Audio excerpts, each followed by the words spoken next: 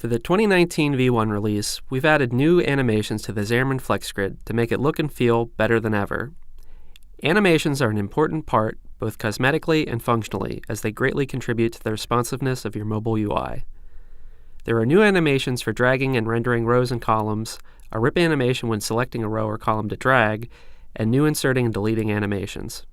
First, we've added a new rip animation to FlexGrid when a user long presses over a row or column header.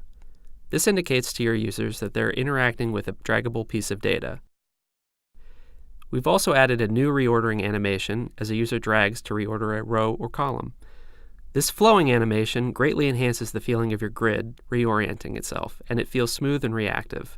We've also added a new sliding animation as data is inserted or removed from the FlexGrid.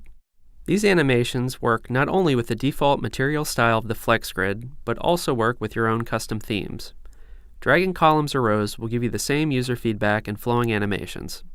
Your own custom animations can work even when dragging and reordering data in the grid, and you can easily provide your own live updates using this idea. For more articles, tutorials, and video demos, visit grapecity.com.